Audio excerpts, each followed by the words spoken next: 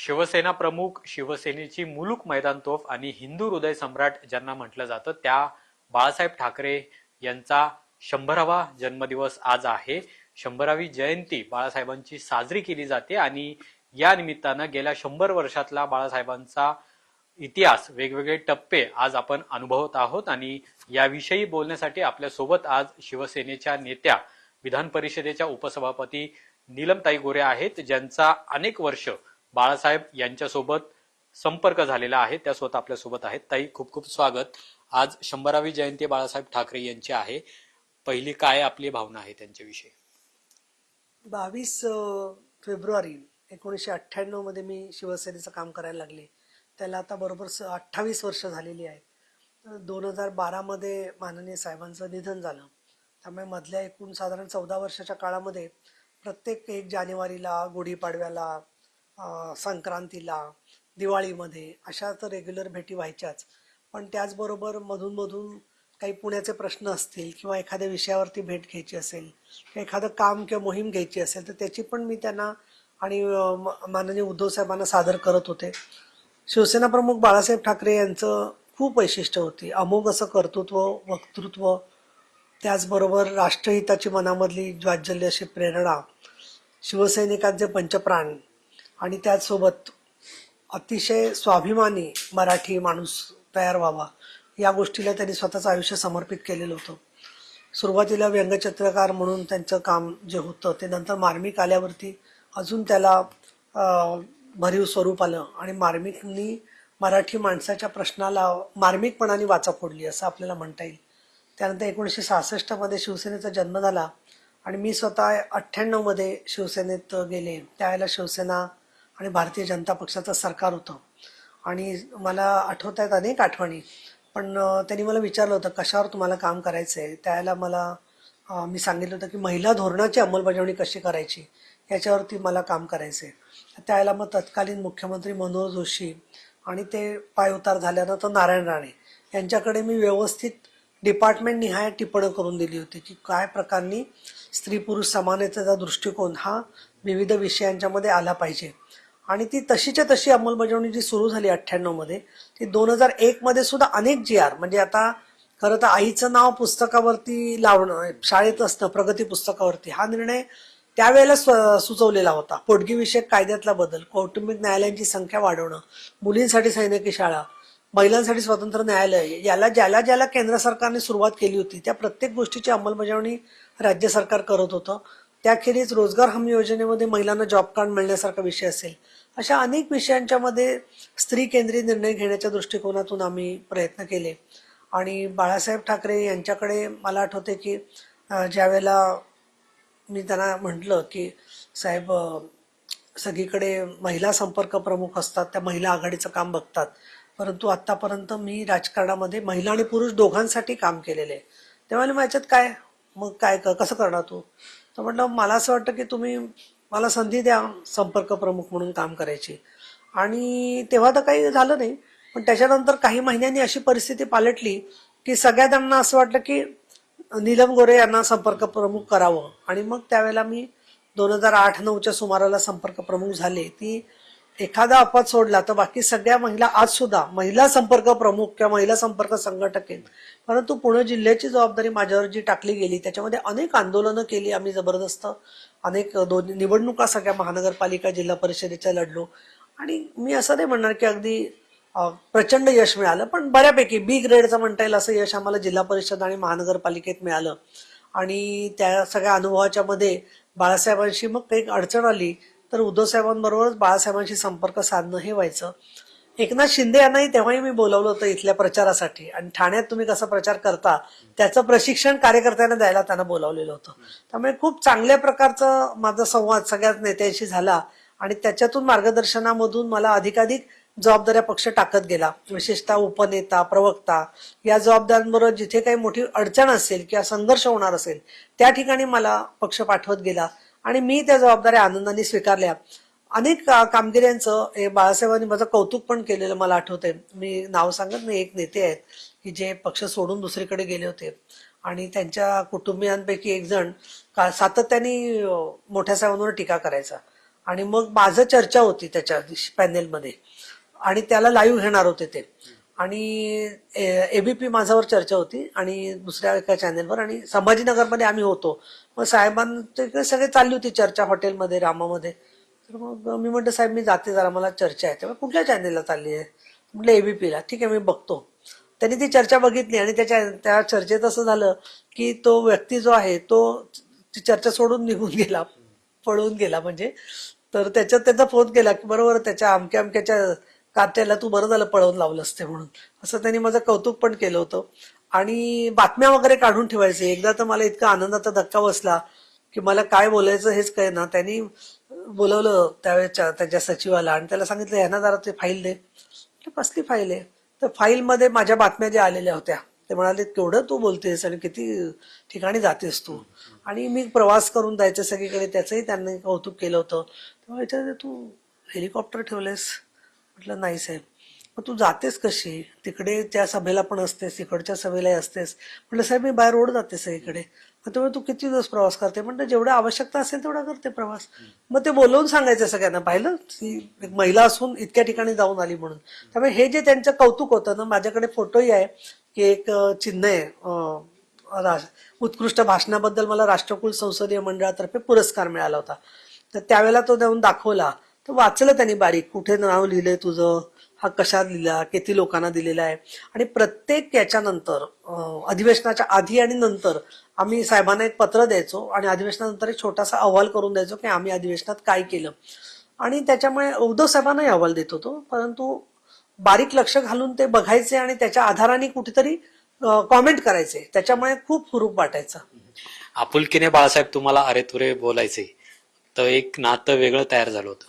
नाही नाही, जेव्हा माझे वडील वारले तेव्हा तर साहेबांनी फोन केला, म्हणाले मी आता काही येऊ शकत नाहीये, पण वडिला नसलं तरी आम्ही तुम्हाला पितृतुल्यच आहोत, गुरुच आहोत तुमचे, तर तुम्ही असं समजू नका की बा आम्ही एकटे पडलेलो आहोत म्हणून.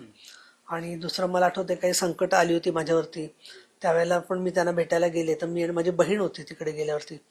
त्यावेळेलाही त्यांनी सांगितलं होतं तुम्ही काळजी करायची नाही, तुम्ही चांगल्या हेतूने एखादी गोष्ट केली असेल मी तुमच्या पाठीमागे उभा राहणार, हे त्यांनी प्रत्येक वेळेला सांगितलं. काही वेळेला मला असे सांगायचे की माझ्याकडे आल्या होत्या काही महिला, तक्रार करत होत्या. काय तक्रार केली साहेब? नाही तर तुला कशाला सांगायची, पण म्हणतात सारख्या कानामागून आली तिखट झाली, कानामागून आली तिखट झाली. तर त्याच्यावर असं बोलायचं म्हटल्यावरती किती तक्रारी केल्या तरी सुद्धा त्यांचा कामावरती फार जो विश्वास होता ना, तो म्हणजे मला देवाने दिलेली देणगी असं मी मानते. आणि मला लोकशाहीच्या प्रेक्षकांना सांगायला हरकत नाही की 2012 मध्ये वारले मोठे साहेब. 2011ला दिवाळीच्या नंतर जी चतुर्थी येते त्या दिवशी माझे वडील वारले होते. त्यामुळे त्यांचं वर्षश्राद्ध आम्ही करत असताना निरोप आला की आता संपलेले आणि तुम्ही ताबडतोब मातोश्रीला पोचा. त्यामुळे दोघांची तिथी एकच आहे. तर बऱ्याच जणांचा तिकडे काही श्राद्धावर वगैरे विश्वास नसतो, तर आम्हाला कुठली गोष्ट लादायची नाहीये. परंतु माझ्या वडिलांचं श्राद्ध ज्या दिवशी येतं त्याच दिवशी असाही एक श्लोक असतो की सगळे सोयरे तुमचे गुरु किंवा यांचे मृत्यू झाले असतील त्यांच्यासाठी आपण प्रार्थना करू शकतो. तर मी ज्या ज्या वेळेला माझ्या वडिलांच्यासाठी श्राद्ध करते, दरच वर्षी करतो, त्यावेळेला मी माननीय बाळासाहेब ठाकरे यांना पण त्यांना मनापासून अभिवादन करत असते आणि त्यांच्या नावाने पण पुष्प दरवेळेला वाहत असते. आजपर्यंत इतकी वर्ष झाली, 14 वर्ष, एकदाही त्याच्यात खंड पडलेला नाहीये. असं त्यांचं अभूतपूर्व स्थान माझ्या आयुष्यात आहे. आणि किती शिवसैनिक हे करतायत मला माहित नाही, शेवटी मनावर असतं कृतीपेक्षा उपचारापेक्षा. परंतु ही भावना, आणि एक आम्हाला त्यावेळेला पक्षाने असं केलं की सगळ्या जिल्ह्यांना एक एक त्यांचं कुंडामध्ये अस्थि कलश दिले होते. तर तो अस्थि कलश पुणे जिल्ह्याचा माझ्याकडे होता. मग आळंदीला जाऊन त्यावेळेला आम्ही सगळे आमदार खासदारांनी मिळून तो अस्थि कलश तिथे इंद्रायणीमध्ये त्याच्यामधले रक्षा अर्पण केली. त्यामुळे पुणे जिल्ह्याच्या मातीशी बाळासाहेब ठाकरे यांचं एक नातं आहे असं मला वाटतं. तुमची एखादी आठवण, एखादा किस्सा जो तुम्हाला सारखा आठवतो किंवा तुमच्या आयुष्यात राजकारणामध्ये एक टर्निंग पॉइंट ठरलेला आहे, असा काही संवाद किंवा आठवण आहे?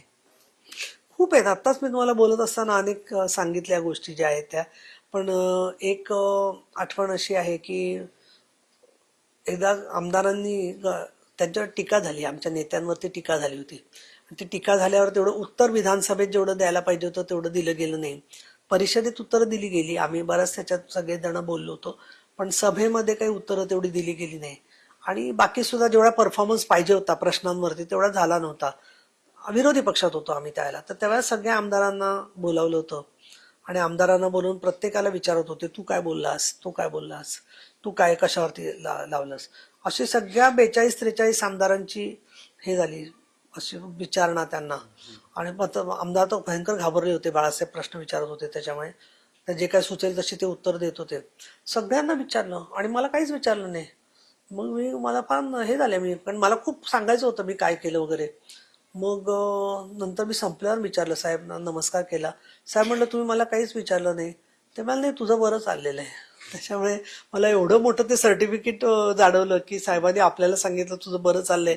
आणि मला असं वाटतं तोच विचार करून पक्षाने वारंवार मला जी आमदारकी दिली, ते शिवसेना प्रमुख आणि पक्षश्रेष्ठी यांनी हाच विचार केला की यांच्या कामातून जे काही उपयोग होतोय तो अतिशय अमूल्य आहे, असा त्यांनी विचार केला असावा असं मला वाटतं.